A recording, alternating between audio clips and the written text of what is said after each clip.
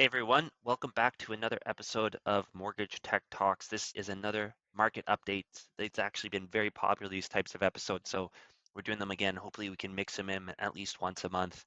Today what we're going to talk about is a brand new tech tool that I saw come across my desk. New to me, maybe some of the folks that they already know, but it's coming from a big network and actually competes with some of these other services that we're seeing coming online. So really interesting dynamics there in terms of, first of all, the interest in these types of tools, these home value tools that I've talked about briefly before, but also how does a network play into that? And does something like this actually change the paradigm on how a network can be involved in technology? So really cool discussion there. And then we wrap up on another practical tip from one of the big deal submission platforms.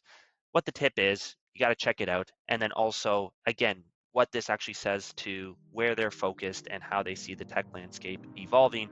It's a really cool discussion. We'll see you on the other side. Truth maybe is that every time you put a document in an email, that is the most vulnerable place.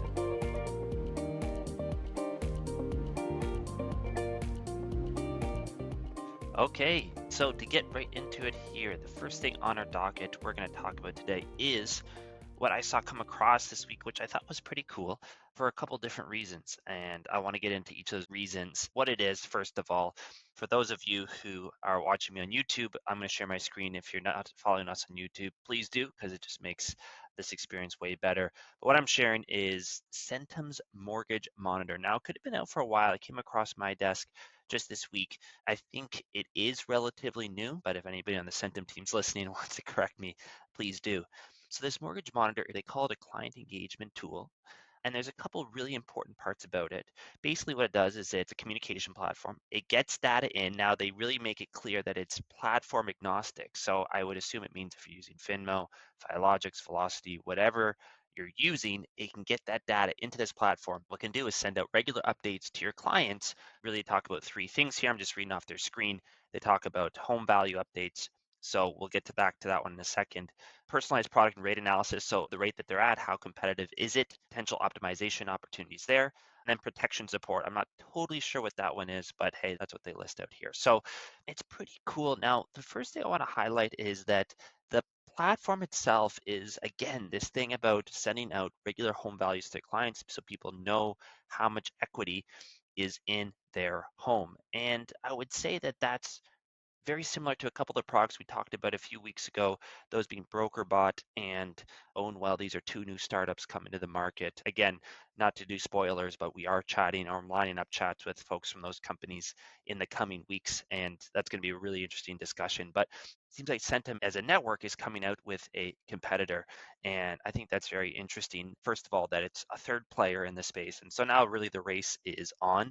I think any type of race is great for a consumer. It's just going to be, who can provide the best value for the best price, right? And many people are competing. It just creates that much better of a scenario for the end consumer. So hopefully the people listening here today. The other thing that I thought was super, super interesting is that on their page in their FAQs, it's the normal ones you would expect. But if I go down, okay, why do you do it? What is this fixed rate? Sure, whatever. But the one of the FAQs is what happens if the AVMs, the automatic valuation model, so the thing that actually determines the home value, is unavailable. That's cool, first of all, that it's even an FAQ tells me that that's a real concern, that's possible. And they have an answer that says, hey, they can dynamically adjust the report, so it just excludes that part of it. But again, it's interesting that these AVMs, this really is going to be, I think, the crux of all these tools, who can provide the most accurate AVM, but also can do it for the best price and most reliably. That's what this FAQ tells me, is that it's not only an issue of accuracy and cost, but it's also an issue of reliability, right? If you're sending out these reports and no one's ever getting anything in terms of the value in their home, then what's really the point, right? And so this reliability is going to be so important. So these three factors, and these AVMs, they are pricey. I know, just chatting with a couple of these firms, and we'll get into the details probably knowing more in these subsequent podcasts, but they are pricey. And I think it's going to be the make or break for a lot of these companies who can get the best AVMs. I do know that in the States, it's a slightly different animal. And just to draw that parallel, they have these aggregators. So people who go out and basically just ask for every single property in America. At least this is my understanding. And then they just have a database of all these AVMs that they can sell for a lot lower price, because then it just becomes fixed and they can start selling it wholesale to a lot of different people.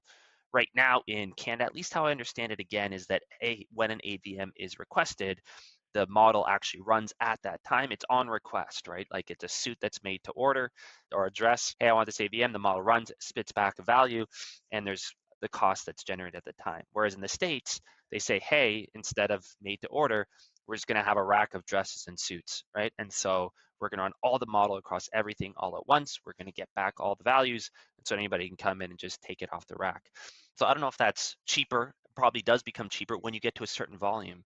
And so is it possible in Canada to get to that volume? I don't know really, but I think that's an interesting opportunity for anyone out there saying, okay, what opportunities exist in Canadian real estate tech? Maybe there's a play there. I don't know.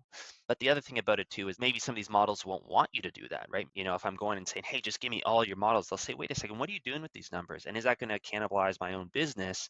I'm going to run all these models and then you're just going to sell to my customers, whereas I can maybe make more money just selling directly to them. So it's an interesting kind of paradigm there, but I would say that, hey, in the long term, that seems to have been where the US settled. And usually in Canada, if you want to know where the tech is going, it's usually best to look south. And that's what it is. And so, yeah, I would say that as these things become cheaper and more accessible, that should be something on everyone's radar of how are these AVMs pricing and is there an opportunity to maybe do this type of aggregation model where you bring everything together and sell it or resell it, I should say, on the wholesale. So I think that was really cool. That's the one piece of this mortgage monitor, again from Centum, that I wanted to discuss. The other thing about it, I would say, is that it's an interesting play of how networks are playing in technology. You know, I've talked with a lot of people at networks, at brokerages, about how they're using technology. And I think this is a unique play, and I'll describe how. So I think historically, these networks,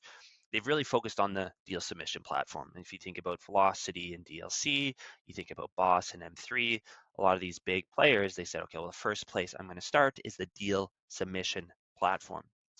And then after those deal submission platforms, they start to bring in some of these value add services like a CRM. There's other ones out there, but the CRM's the big one, right? If you think about Velocity and their Gold Rush, they're really pumping that. That's not their main thing that they do. They're mainly a deal submission platform. That's how they make money, but they have this value add service. And so my take has always been on that whole play is that, well, at least on the deal submission side, that really has benefited the network because they make money on the submissions. And also the brokerage owners to a certain degree because it maybe simplifies their payroll and does other things like that. Less so on the agents. I think actually a lot of agents didn't like being pigeonholed in a certain system. They like to have the opportunity to go out and try different things, whatever would work best for their business, especially when there's really not too much cost to actually use these platforms to the agent, right? Most agents just get it for free because, again, the providers get it on the back end or paid on the back end. And so that's really why these value add services came around, like this CRM. It's like, okay, how do we entice these agents? Yeah, I can't really tell them, hey, it's going to make your life easier. I mean, you think it does, you know, depending on your style. I'm not picking favorites here or anything, but certain platforms are probably better for certain agents out there. But I think at the end of the day, they're fairly similar. I think some of these value add, like a CRM, ends up being a way to get them on, really start actually using those deal submission platforms. So that's kind of been the whole ecosystem historically for technology and networks and how really the benefits have accrued across that whole ecosystem. But this is a new plan. I'll tell you why, because this is a value add services. So it's like one of those CRMs where it's, hey, Mr. or Mrs. Agent, you can just use this and this will make your business better. But it's not tied into a deal submission platform. In fact, it's specifically agnostic to those deal submission platforms saying, hey, use whatever you want to use Filogix, use Velocity, use Boss, use Finmo, I don't care, but this can be value additive to your business. And I think it's interesting because, again, historically, what I've seen is that people actually have been a little bit wary of these value add services when they're tied to the deal submission platform. Say, yeah, maybe I want to use your CRM, but I don't want them to be pigeonholed. I don't want to be stuck in this specific deal submission platform just because I'm using your CRM. And so, especially really savvy big businesses have gone out and kind of gotten their own. And obviously, that's a lot of what we've dealt with on the Blue Mortgage side.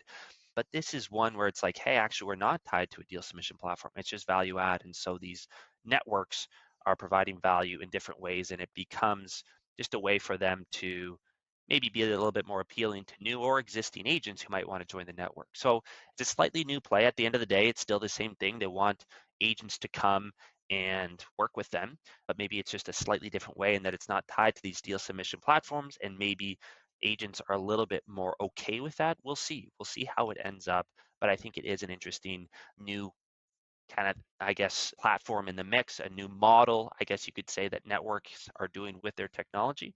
And we'll see how it goes. And I think the really big sign to see if this is successful is if we start seeing other networks doing it. Probably what that means is that, this type of play is attracting agents to Centum and away from whatever other network. And so these networks are going to play catch up. And so we'll see. I think over the next 6 months, we'll start to see if that's really the case. So just to wrap up this episode, so we talked about this mortgage monitor. I think it's really interesting across those two dimensions. The last thing I'm going to mention is I'm going to slightly switch gears. I'm going to talk about something very similar I talked about a few weeks ago, a new Finmo update. This is, again, a more of a practical tip, but they recently came out with new statuses, so new ways to kind of keep track of your deals.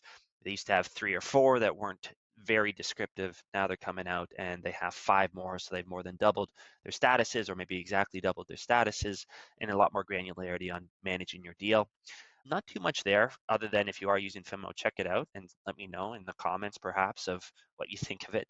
But I think it actually does talk a little bit, the broader picture with this, I would say, is what's clear to me with Finmo's plays, they're really going deep instead of wide, right? So they're really saying, hey, no, we're not going to come out and do these value add services. We're not going to come out and do a CRM. We're not going to do these other things, maybe for all the reasons I said above, where people are a little bit hesitant about using those. Instead, we're going to just go really, really deep, and we're going to look at every part of the deal submission side of things and make sure it's as optimized as possible. And so you can really see that with the technology and the type of updates they're coming out with. They're not coming out with, hey, brand new feature, or hey, brand new add-on or new module that comes in. We're saying, hey, these things that you're already using, we're just going to tweak them and make them that much better. And so I think this relates back to, themes that we've talked about on previous episodes, like what are you going for? Is it the all-in-one, or do you want to have a couple different tools that are each kind of best at what they do, right? Are very focused on what they do. I don't really know actually over the time what's going to make the most sense for us at Blue Mortgage.